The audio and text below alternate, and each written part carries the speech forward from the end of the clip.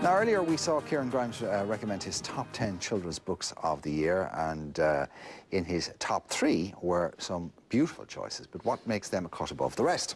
Well, he's here to tell us why his top 3 are the perfect gift for children this Christmas. Thanks a million for coming in, Kieran, once again. Our bookworm, see, he doesn't mind being called a bookworm. I don't mind that at all. No, that's okay. It's a compliment, I think. It's great to appreciate and love just in case you were sensitive and you were offended. No. Erring on the politically correct side. So your top 3 this year, and your third Before You Sleep, I have to say, I was here when we interviewed Benji and Owen Bennett. Bennett. Well, you tell the story, Kieran. Yeah. Well, it's just a wonderful book. The background, very briefly, it's about Benji's son Adam, who passed away because of a vascular tumour. And he was only 4 at the time. So this inspired Benji to write this book. And the message really is for parents to tell their children as often as they can, look, I love you, and not to be afraid to do that, because, you know, we just don't say that enough.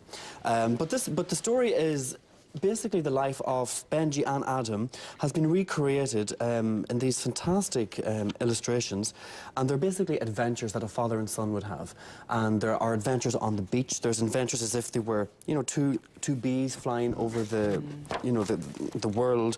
Pirate adventure. There's a space adventure.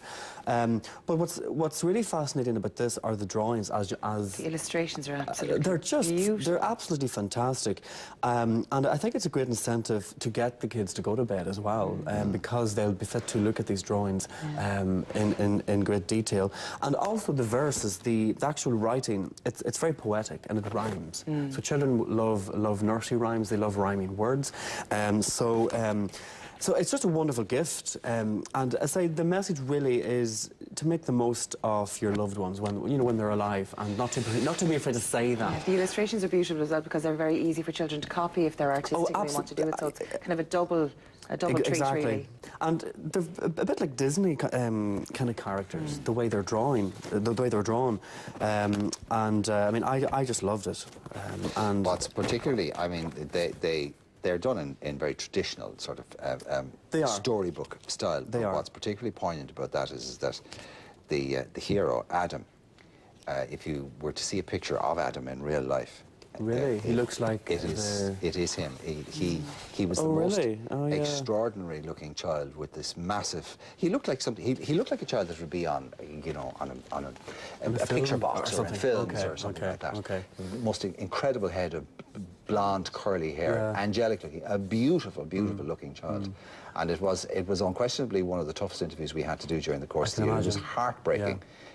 Listening to it, it was heartbreaking. Listening to Owen talk about it, but ultimately uplifting at the very end of it, because I don't think any parent needs to be reminded how much they love their children. No. But they do need to be reminded to tell their children that a bit more often. Of course, and also the proceeds is going towards Bardstown as well. It would help kids who I think are a lot of people, when they read it, it's a beautiful book when you realise the story behind it. It is so sad, but yet out of the sadness, he's done such good work raising funds for But it's a celebration of love, you know, and an extraordinary gesture from 2 people who must be going through the absolute horrors over it, you know. Of course. Anyway, Before You Sleep by Benji Owen Bennett. It's $9.99 in Hughes and Hughes. Okay.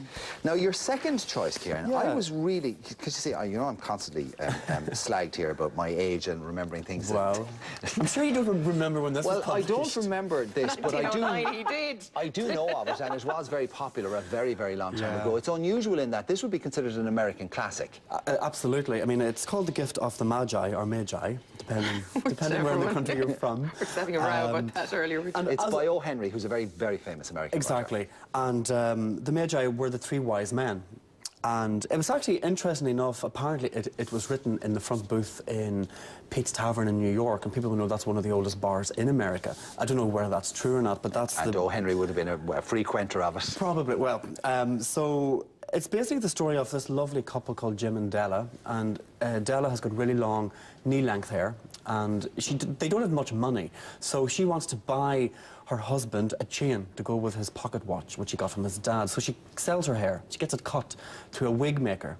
So she gets $20, buys the chain, but unbeknownst to her, her husband Jim sells the watch to buy her combs for her hair. So whenever Christmas arrives and they give each other the presents, well, the presents are rendered useless because she doesn't have her long hair anymore and he doesn't have his watch. So it's just a beautiful story. But the sentiment behind what they did. Exactly, it's a sentiment, and the connection with the Magi, you know, they were wise men, and the author would say, well, these two people were very wise because out of love they bought these gifts. And they sacrificed so much. Exactly, and once they were rendered useless, that didn't matter. You know, It's the thought that counts. It's the thought, but again, it's beautifully illustrated as well. Very atmospheric drawings. So again, it's just a lovely, timeless gift. Oh, you get a sense of how beautiful her hair was in that last shot. Exactly. The frame before that. I don't know that you can see that. It was really, really long. So so. Beautiful that's illustration. gorgeous. It's lovely to see that stuff, stories like that coming back into fashion. Well, it's 100 years old next year. It was 1909 when it was You're not published. quite that old, Mark. There you go. And it's 1490 again from Hughes and Hughes. Well, so. that's an American classic. Yeah. Anyway, right, last one. Now, this is a modern. Well, this is a modern children's fantasy, but also an adult fantasy by Neil Gaiman, who brought us Stardust and Coraline and the Sandman comics. And the Sandman comic series. I have both. I have the US edition here and the UK edition, just by different illustrators. It's a really interesting story. Neil Gaiman was very much influenced by the Jungle Book. Where you have this young boy orphaned, brought up by the animals in the jungle. Where this is about a little boy who, unfortunately, his mum and dad and older sister are all killed by this man called Jack. But while this is all happening in the house, the little toddler, he climbs out over his cot, leaves the front door, just leaves the house and makes his way into a graveyard.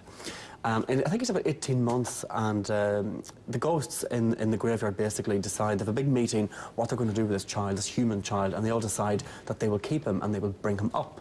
So he is brought up by this couple called the Owenses, and they give him a name, Nobody, because he doesn't look like anybody.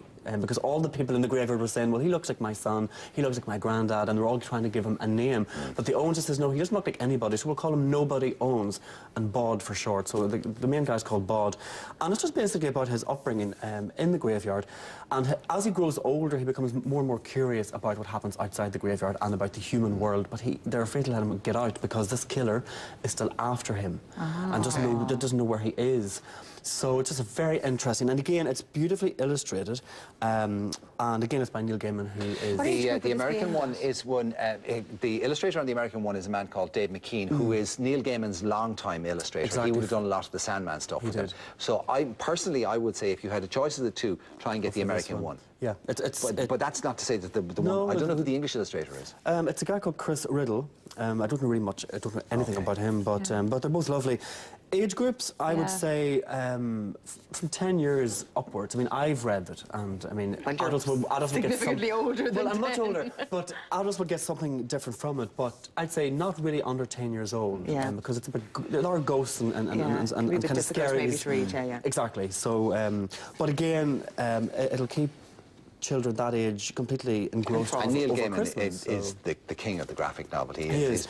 He's got his new film Coraline is out in February, which was again like a graphic novel, out about 2 years ago.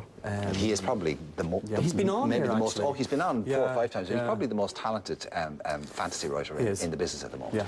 Kieran, thank you very much. You're very welcome. We'll leave it at that. Have a very happy Christmas. Thank you for everything you've done for us during 2008. You're very welcome. We look forward to seeing you again in 2009. And can I just add, by the way, to that, if you're a parent and you've got a sort of a prepubescent, teenage girl, 10 to 14, 15, 16, and indeed up, you might want to check out the Stephanie Meyer books. Yes. The movie's in at the moment, Twilight, and if you've got a 10, 11, 12, 13-year-old girl in the house, the chances are she's probably already been on to you about that. But the books are fabulous as well. There's 4 of them. Start with Twilight, and then go and see the movie with your daughter, and then wait for the moment when Edward arrives on screen and see their reaction. I was there on Saturday, 300 women from 10 to 25, and there was a kind of a simper went up in the cinema. Not a scream or a squeal, a kind of a... I don't know what it was like, but it was very disconcerting sitting next to my 10-year-old doing it. You're looking at it's a little all ahead girl. of you now. That's just the start. I know. Anyway, we'll take a break back in a few minutes.